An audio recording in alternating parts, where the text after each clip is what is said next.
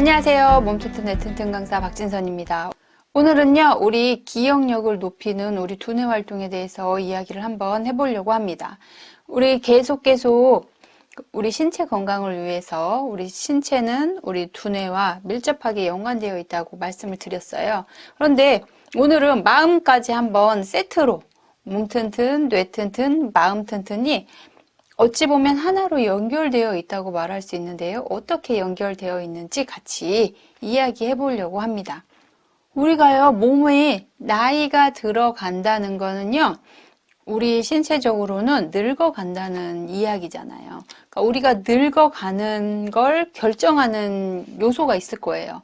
우리 동창회에 가보시면 똑같이 나이가 들었는데 어떤 분은 너무 젊어 보이시고 또 어떤 분들은 너무 늙어 보이시고 이런 경우들이 있잖아요. 그리고 이제 우리 어르신들 나이 정도 되면 같이 살아서 정말 건강하게 생활하시는 친구들이 있는가 반면 아니면 병원에 의지해서 생활하고 계신 분들도 있으실 거예요. 그럼 이거는 어떻게 결정이 될까요?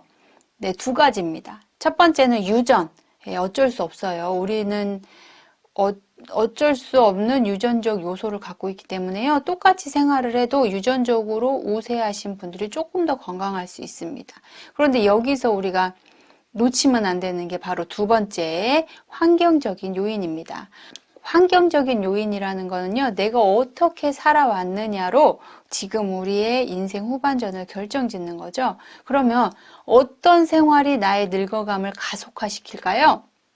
네, 첫 번째로 비만 한가입니다. 비만. 우리가 살이 찌고 뚱뚱하다는 거는요, 내 몸에 여러 가지 안 좋은 점을 만들어낼 수 있는데요. 우리가 비만하신 분들은요, 당뇨나 고혈압에 걸리실 확률이 대단히 높습니다. 그렇기 때문에 우리가 비만하지 않아야 되겠죠. 두 번째는 담배를 피웠느냐입니다. 우리가 담배는 직접적으로 내 몸속에 유해 물질을 집어 넣는 거잖아요. 그래서 담배를 오래 피우셨다면 나이가 조금 더 드실 수 있다는 거죠. 요즘같이 코로나 시대에는 더더욱 마스크를 쓰고 다녀야 되는 상황에서 폐활량에 문제가 발생하셨다면 조금 더 생활하시기가 어려우실 거라고 생각이 들어요. 세 번째로는요, 운동을 했는가입니다.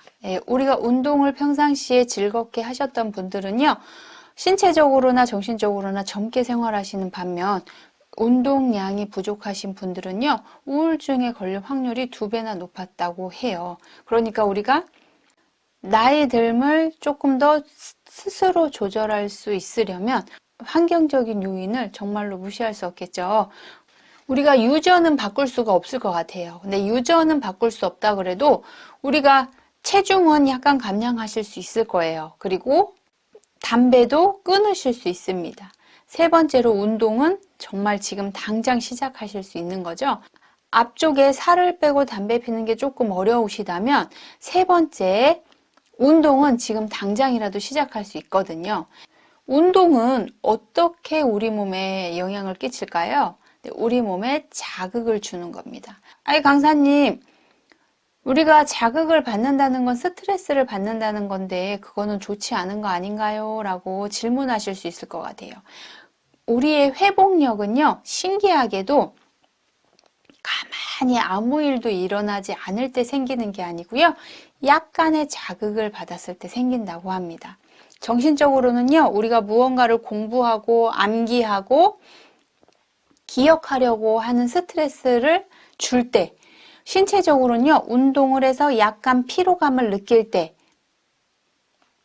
우리 몸적으로는요, 우리가 공복감을 약간 느껴서 배고픔을 느낄 때, 우리가 받는 그 스트레스 상황이 우리의 회복력을 높여준다는 사실이에요. 그럼 우리 몸의 회복력은 어떤 걸 회복력이라고 할까요? 폐기물 처리 효소를 높여주는 거죠. 신경보호 인자를 만들어냅니다. 세포에 예정된 죽음을 늦추는 단백질 등이 보강이 되는 걸 뜻하는 거예요. 그러니까 우리가 스트레스 받으면 너무 힘들고 싫다 이게요, 약간의 스트레스라면 우리 몸의 회복력을 더 높이는 결과를 가져다 줍니다. 적응하고 성장하게끔 만들어져 있어서요, 우리의 경미한 스트레스는 우리 몸을 더 보호하는 역할을 해준다는 거 놀랍지 않나요? 그래서 우리가 아우 나이 들어서 피곤하고 스트레스 받아 라고 말씀하시지만요, 이게 나의 자발적인 스트레스라면 훨씬 더 효과가 좋습니다. 우리가 운동이 좋다라는 매트슨의 쥐실험을 보면요, A그룹에게는 적당한 음식을 계속 잘 제공을 해줬어요. B그룹에는요, 소량의 음식만을 제공했습니다. 음식을 더 먹기 위해서 B그룹은 스트레스를 받았겠죠. 그런데 음식을 적게 제공받았던 B그룹은요, 적당량의 음식을 제공받았던 A그룹보다 수명이 무려 40%나 증가했다고 합니다. 이렇게 우리는 약간의 스트레스가 우리 몸의 회복력을 좋게 해서요, 내 몸이 나이 듦을 줄일 수가 있는 거예요. 또 어떤 실험을 했냐면요, 스트레스를 막 계속 받은 쥐를 검사해 보니까 해마가 쪼그라져 있었어요. 그런데 이 쥐에게 운동을 시켰더니요, 쪼그라들어 있던 해마가 커지는 결과를 가져왔습니다. 그래서 우리는요, 만성적으로 스트레스 받아서 쪼그라진 뇌도 운동을 하면 회복이 된다는 거를 알 수가 있었어요.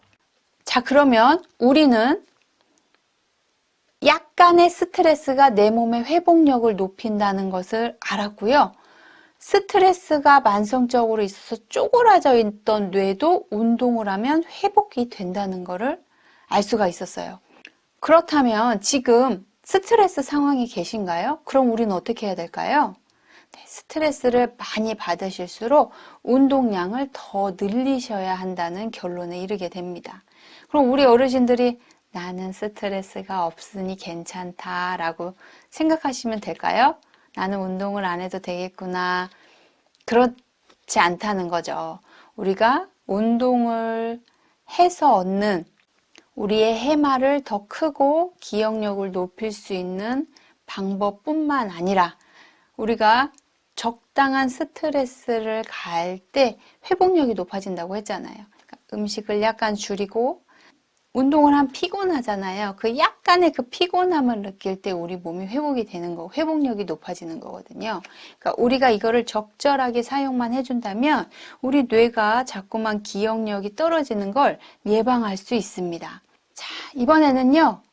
자, 제가 운동에 대해서 제일 계속해서 강조를 하는 이유가요. 우리 운동을 하면 또 어떤 효과가 있나요? 고혈압, 고지혈증, 당뇨, 이 병을 예방할 수도 있다는 거예요. 혹시 그 병에 걸려 있다고 하더라도 운동을 하시면요, 우리 몸이 회복력을 갖추게 되겠죠. 제가 누누이 강조하는 이유이기도 합니다. 그런데 오늘은요, 마음에 대해서도 얘기를 해볼 텐데요. 우리 치매를 일으키는 이유 중에 성격이 들어갑니다. 어떤 성격이냐? 예민한 성격, 게으른 성격, 냉소적인 성격이에요. 이 성격들은요, 무려 보통 사람들보다 3배나 높은 치매 발병률을 갖습니다.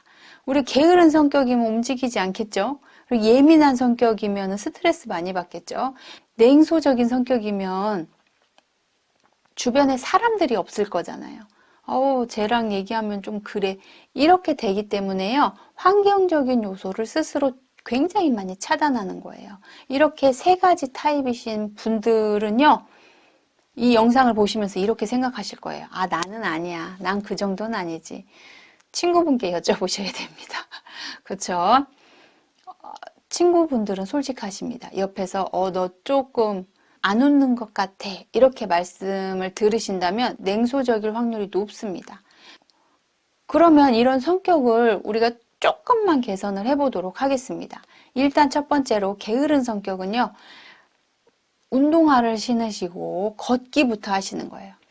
오늘은 문 앞까지만 나갔다 오자. 내일은 저기 우리 동네 앞에, 그 아파트 단지 앞에, 아니면 우리 동네 그 마트까지만 한번 걸어가 보자. 그리고 3일째는 우리 동네 공원을 한 바퀴 돌자. 이런 식으로 조금씩만 고치시면 됩니다. 내 몸을 움직이는 게 싫다가 움직이는 거에 재미를 붙이시면요, 그 일이 좋아집니다. 우리 뇌는요, 착각을 잘한다 그래요. 우리가 하기 싫지만 반복해서 하다 보면요, 나 이 일을 좋아하나? 라고 착각을 한대요. 그래서 그 일을 하면서 좋아진다고 합니다. 특히 운동 같은 경우는요, 계속 움직여주면 제가 우리 몸에 좋은 요소들이 막 나온다고 했잖아요. 성장인자도 나오죠. 기분 좋은 호르몬도 나오죠. 우리 몸을 자극시켜서 우리의 회복력도 증가시키죠. 이렇게 좋은 현상들이 연쇄적으로 일어나기 시작하시면요, 게으른 성격에서 조금 더 활발한 성격으로 변화할 수 있게 됩니다. 자, 그러면 우리 예민한 성격, 냉소적인 성격, 이건 어떻게 해야 될까요? 우리가 실천 방안이 있습니다. 우리 먼저 만나면 아침에 일어나시면 거울 보시고 미소 짓기. 아이고, 무슨 혼자 있으면서 미소를 지어 이러시는데요. 우리 뇌는 포기가 쉽다고 했잖아요. 내가 하기 싫은 일이지만 반복하다 보면 내가 좋아하나? 라는 생각한다고 했잖아요. 미소도 마찬가지입니다.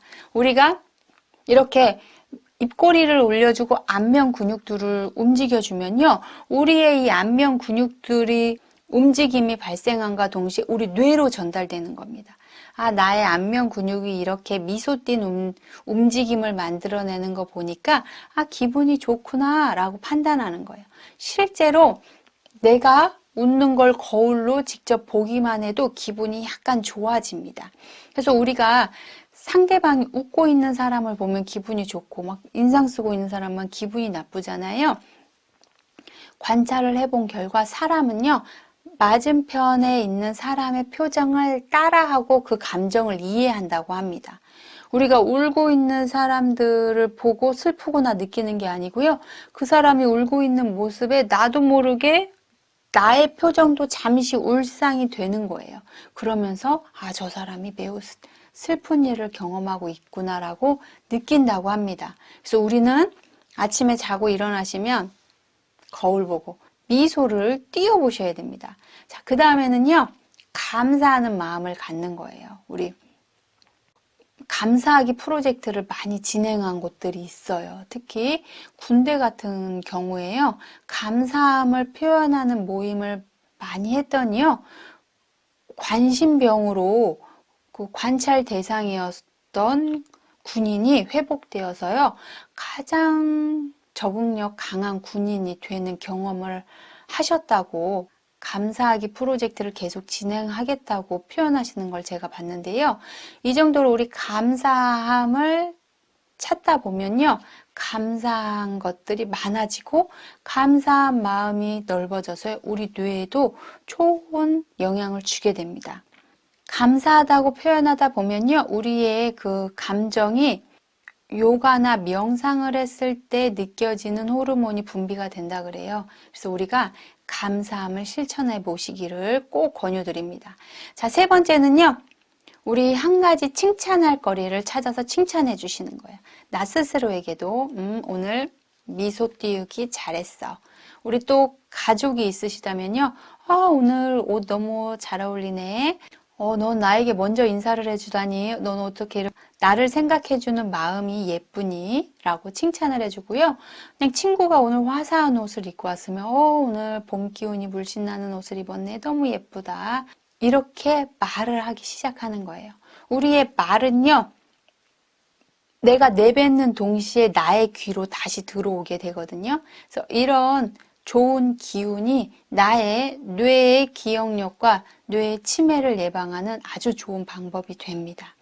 자, 그리고요, 우리 뇌의 좋은 활동은요, 사회생활을 열심히 하시는 거예요. 우리 코로나 때문에 요새 만남이 조금 줄긴 했지만요, 전화를 하신다든지, 이렇게 영상을 보시고 댓글창에 글을 남겨주신다든지, 이렇게 상호 소통이 발생하게 되면요, 우리가 소속되어 있다는 느낌 때문에 우리 뇌가 사회활동을 하고 있다고 느낍니다.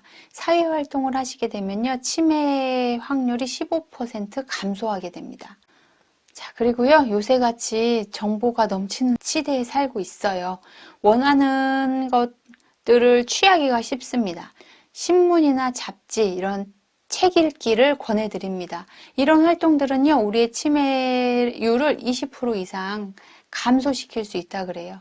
우리가 대외적인 현상들을 보고 미처 생각하지 못했던 부분들을 찾아서 볼 수 있게 되거든요. 요새는 그 디지털 시대여가지고 저도 모르는 일들이 막 새롭게 일어나고 있고요. 우리가 코로나 때문에 비대면이 발달하면서 비대면으로 할 수 있는 것들이 점점점 늘어나고 있어요. 어떻게 선택할 것인가, 나는 어떤 건 취하고 어떤 건 버릴 것인가를 생각을 하셔야 되잖아요. 이런 것들을 할 수 있는 활동을 하시는 게 좋다는 거죠. 이렇게 다양한 활동을 하실 때 우리의 치매율, 그리고 뇌의 기억력이 유지될 수 있습니다.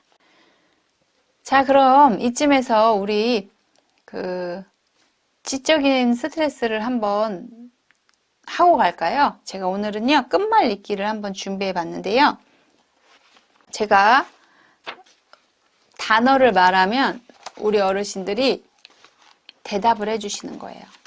자, 가봅니다. 쉬운 거부터 시작할게요. 가방. 대답해 주셔야 돼요. 제가 네모로 해놓을 테니까요. 우리 어르신들이 거기에 알맞은 단어를 선택해 주시기 바랍니다. 가방, 귀걸이, 사람, 보자기, 차고, 물레방아. 자, 지금 네모 안에 어떤 단어들이 들어가야 적정할지 댓글창에 적어주시기 바랍니다. 적고 있으시죠? 저와 하는 유튜브는요, 우리 어르신들이 참여해 주셔야 정말 보람이 있는 강의가 됩니다. 참여해 주지 않으시면요, 우리는 금방 잊어버려요. 우리가 한번 이게 내 걸로 우리 뇌 신경세포들이 유기적인 연결이 되려고 하면요, 28일이 걸린다고 합니다. 그래서 우리 학생들이 그 공부를 하고 나면요, 그 하룻밤만 지나면 반 이상이 사라진다 그래요. 그래서 그 오늘 보고, 다음 날 보고, 일주일 후에 보고, 한 달 후에 보고, 이렇게 공부를 해 나가야 우리가 잊어버리지 않고 기억한다고 하거든요. 그러니까 우리도 역시 오늘 했으면 내일 한 번 더 보고, 일주일 후에 보고, 그 다음에 한 달 후에 보고, 28일을 이렇게 반복해 주실 때만 우리의 장기 기억으로 남게 됩니다. 우리 런던의 택시기사 연구에서 보면요, 런던의 택시기사는요, 이 내비게이션이 있기 전이겠죠. 지금은 내비게이션을 장착한 택시도 많다 그래요. 근데 런던의 택시기사를 하려면 런던 시내가 너무너무 복잡하기 때문에 외워야 될 커다란 건물도 많고요. 그 정거장도 굉장히 많다고 합니다. 이런 것들을 다 외우려면 공부하는 데만 4, 5년이 걸린대요. 이렇게 공부를 마치고 시험에 딱 합격을 하면요, 우리가 지금 내비게이션으로 보는 그 지도가 그 택시 기사님들 머릿속에 다 입력이 돼 있는 거예요. 어떤 길로 가면 가장 빠르고 어떤 시간대는 어떤 길이 안 막히고가 머릿속에 그걸 다 저장하려면 얼마나 많은 기억력이 요구되겠어요? 그런데 이 택시 기사님들의 해마를 사진을 찍어 보니까요, 처음 시작하셨던 택시 기사님과 베테랑 택시 기사님의 해마를 측정해 본 결과 막 시작한 택시 기사님들 해마보다는요, 숙련된 택시 기사님들 해마가 훨씬 더 컸다는 거예요. 이거는 무엇을 뜻하냐면요, 우리가 나이가 들었어도 우리의 기억력은 더 좋아질 수 있음을 뜻합니다. 그러면 강사님, 이미 치매에 걸린 사람은 기억력이 없는 거 아닌가요? 라고 질문하실 수 있을 거예요. 네, 물론 치매에 걸리시면요, 최근 기억부터 잃어버리시기 때문에 기억이 어려우실 수 있어요. 그렇지만 그럼에도 불구하고 기억력을 높이는 방법이 있습니다. 그것은요, 새로움과 마음의 울림, 그리고 연상작용을 활용할 수 있다면 기억력을 높일 수 있습니다. 실제로 뇌신경 과학자가요, 본인의 아버지가 치매에 걸리신 거예요. 너무너무 깜짝 놀랐겠죠? 그런 아버지께 도전을 한 거예요. 우리 동양 쪽에서는 아버지께 우리가 서로 사랑한다는 말을 잘 표현하지 않잖아요. 그런데 아버지께 꼭 그 말이 하고 싶었고, 앞으로는 자기와 전화 통화할 때마다 사랑한다라고 말하자라고 약속을 한 거예요. 기억을 하셨을까요? 네, 기억을 하셨다고 합니다. 왜냐하면 딸이 한 번도 자기한테 사랑한다고 말해준 적이 없잖아요. 깜짝 놀랄 만한 일이죠. 거기에 딸이 아버지께 하는 사랑의 메시지니까 얼마나 감동스러우셨겠어요. 그래서 치매에 걸리셨지만 비록 딸하고 전화통화 마지막에 사랑한다라는 말을 잊지 않고 해주셨다고 해요. 그러니까 우리가 나의 지금 상태, 내가 치매에 걸려있다, 아니다, 내가 나이가 들었다, 안 들었다, 이런 상태가 중요한 게 아니고요. 내가 해내고자 하는 마음이 중요한 겁니다. 자, 여기서 우리 기억력을 높이는 방법 한 가지를 더 해보도록 하겠습니다. 우리 연상작용을 통하면 기억력이 더 높아진다고 했는데요. 우리 먼저 연상작용 없이 단어들을 나열해 볼 텐데요. 몇 단어 정도 기억하실 수 있는지 한번 해보시기 바랍니다.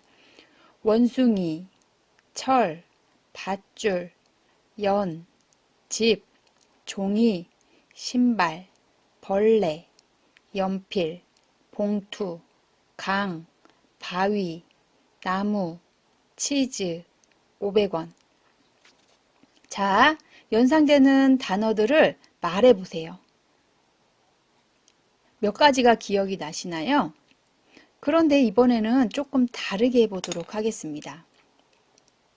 원숭이가 철로 만든 밧줄을 가지고 있었어요.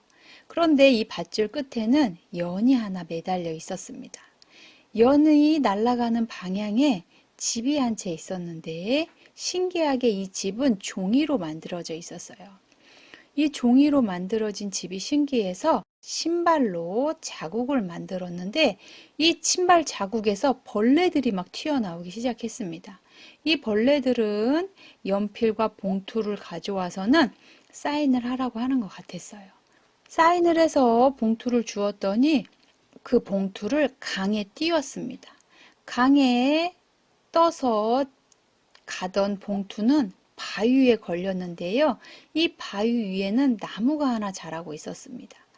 나무 위에서 열매가 열리더니 자세히 보니 그 열매는 치즈였습니다. 치즈에서 갑자기 500원짜리가 막 발사되는 신기한 광경을 목격하였습니다.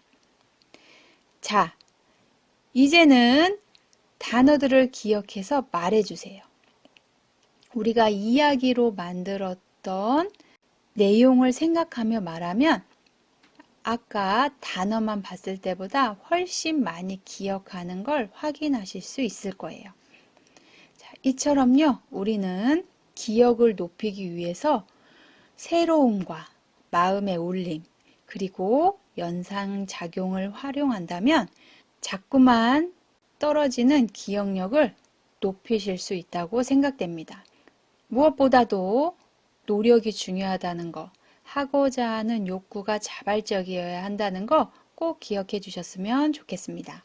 우리가 운동도 이렇게 좋다고 표현했는데요.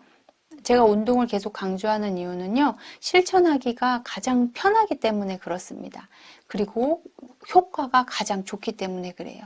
그런데 이렇게 계속 사례들을 설명하면서 말씀을 드리는 이유는요, 자발적이어야 한다는 거예요. 우리가 무엇이든 자발적으로 하지 않으면 그 스트레스가 더 크기 마련입니다.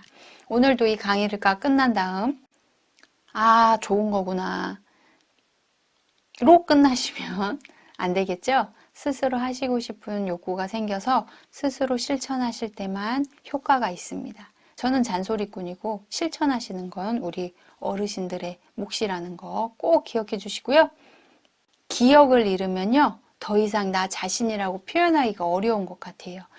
지금 현재의 우리는요, 과거가 쌓여서 지금의 우리가 있는 거잖아요. 내가 기억하고 있는 내가 난 거예요. 기억이 사라지면 내가 나로서 있기가 쉽지 않겠죠. 왜냐면 내 기억은 사라졌는데 옆 주변의 기억은 남아있잖아요.